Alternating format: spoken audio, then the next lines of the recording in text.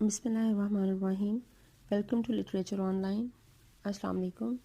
आज हम dejection and ode का सेकंड पार्ट करेंगे। इसके स्टैंजा नंबर 5 से स्टार्ट करेंगे। O pure of heart thou need not ask of me.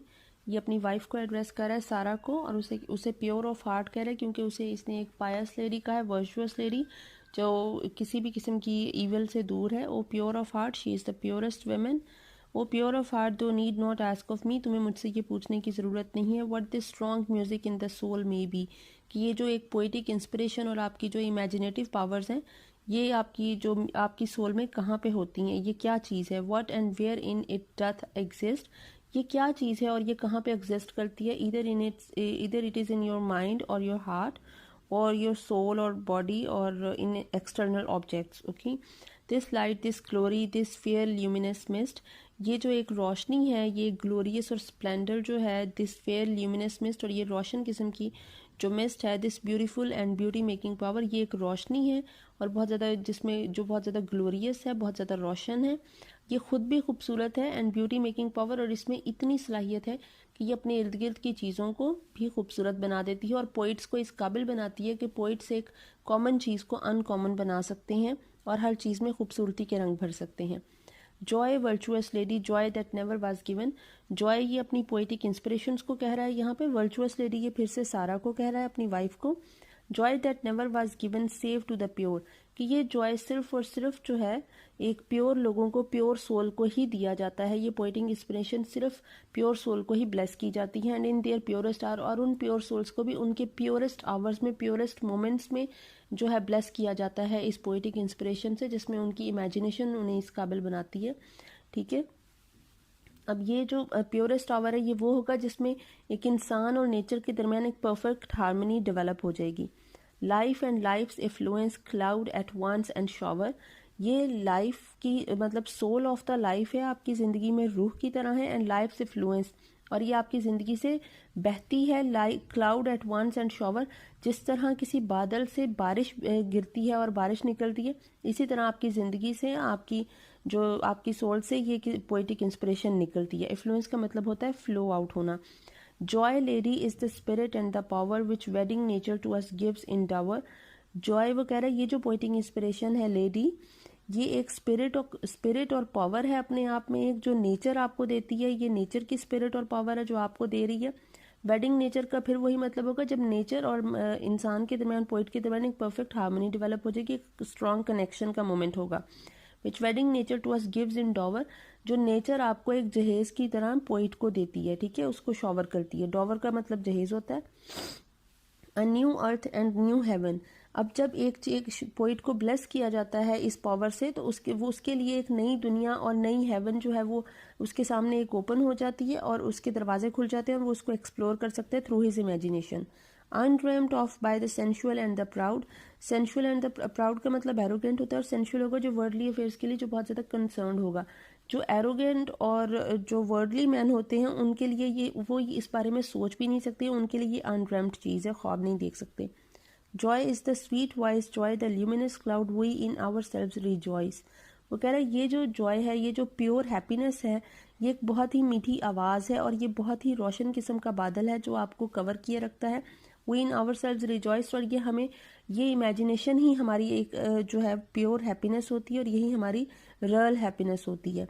And then flows all that charms or ear or sight, और वो कह रहा है इसी इंस्पिरेशन और इसी इमेजिनेशन से हर किस्म के फ़ाइन आर्ट्स जो हैं वो निकलते हैं, और फाइन आर्ट्स इसी की वजह से ही सब वजूद में आए हैं। और ईयर और साइट का मतलब है कि जो आंखें देख सकती हैं जिन चीज़ों को, जो हमारे आर्ट है, और जो कान सुन सकते हैं, जो आंखें और कान देख और सुन सकते हैं जिस आर्ट्स को, जैसे आंखें देख सकती हैं पेंटिंग्स एंड स्कल्पचर्स को और सुन सकते हैं म्यूज़िक एंड पोइट्री को, ये सब कुछ इसी इमेजिनेशन के थ्रू और इसी पावर के थ्रू आया जो नेचर हमें देती है। All melodies the echoes of that voice, और ये जितना भी म्यूज़िक हम सुन सकते हैं ये सब कुछ उसी एक जो हमारी इमेजिनेटिव पावर है उसी की देन है, उसी की इको है। All colours are suffusion from that light, कि हर रंग जो हम पेंटिंग में या स्कल्पचर्स में या किसी भी चीज़ में हम जो रंग भरते हैं वो रंग इसी एक लाइट की देन है, इसी हमें जो नेचर ने दिया है, जो हमारी ये एक इमेजिनेटिव पावर है और हमारी जो इंस्पिरेशन है, ठीक है, जो हमें नेचर से मिल रही है।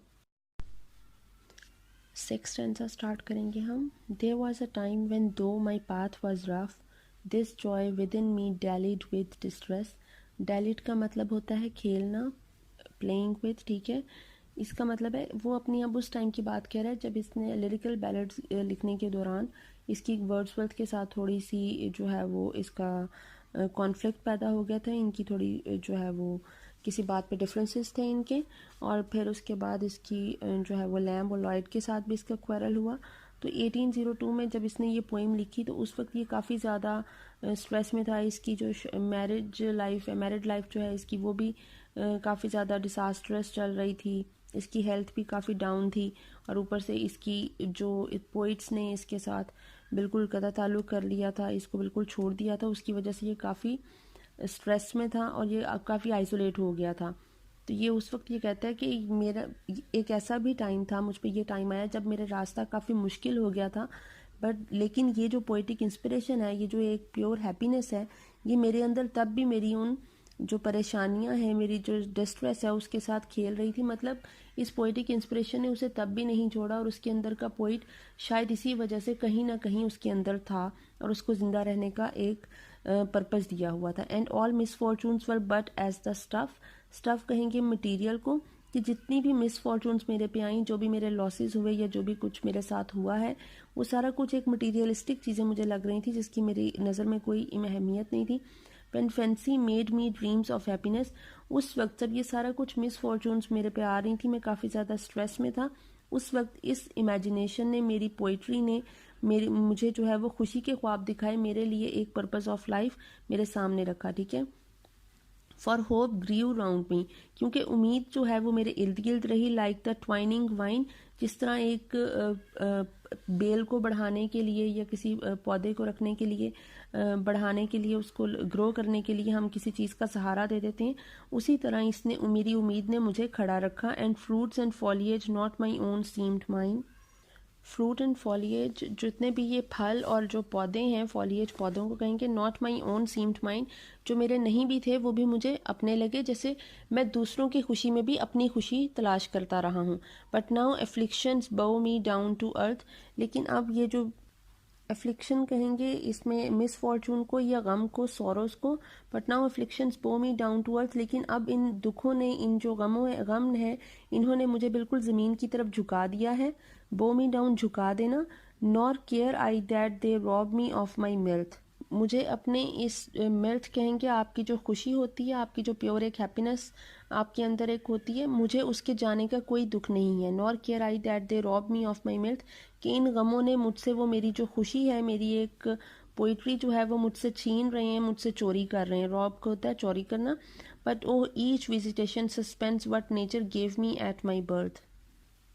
ईच विजिटेशन सस्पेंस, विजिटेशन का मतलब है जो एक आपको डिप्रेशन, एंग्जाइटी अटैक्स आते हैं, या पर एक डिप्रेशन के आपको जो फिट्स आते हैं, उनकी बात कर रहा है कि ये जो डिप्रेशन मुझे आता है, सस्पेंस ये कैंसिल कर देता है।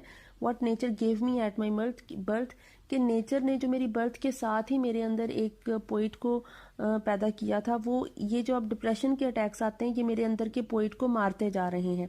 माई shaping spirit of imagination, my shaping spirit of imagination कहेंगे, जो उसकी एक पोइटिक सेंसिबिलिटी थी, उसकी इमेजिनेटिव फैकल्टी जो थी, वो उसकी बात कर रहा है कि वो मेरी बर्थ के साथ जो नेचर ने मुझे दी थी, वो अब सब ख़त्म होती जा रही है। जब भी मुझे एंग्जाइटी अटैक्स आते हैं, मुझे डिप्रेशन होता है, तो ये सब कुछ मेरी बर्थ के साथ ही मेरे अंदर था, वो अब मरता जा रहा है। For not to think of what I need must feel, but to be still and patient all I can. अब मेरे अंदर इतनी हिम्मत नहीं रही कि मैं ये बता सकूं कि मैं क्या फ़ील कर रहा हूँ। मतलब वो जिस तरह एक्सप्रेशन लेस हो चुका है, उसको नहीं पता चल रहा कि उसको क्या वर्ड्स यूज़ करने चाहिए। वो अपनी जो कंडीशन है इस वक्त, वो क्या फ़ील कर रहा है, उसके ऊपर क्या गुजर रही है, वो अपना जो इमोशनल डिस्ट्रेस है वो किस तरह से एक्सप्रेस करे अपनी पोइट्री के थ्रू, उसे कुछ समझ नहीं आ रहा है। But to be still and patient all I can, तो मेरे पास बस एक ही चारा बचता है कि मैं सिर्फ और सिर्फ खामोश रहूं और ये बर्दाश्त करूं और सुकून से देखूं कि मेरे साथ क्या हो रहा है। And happily by abstruse research to steal from my own nature all the natural man.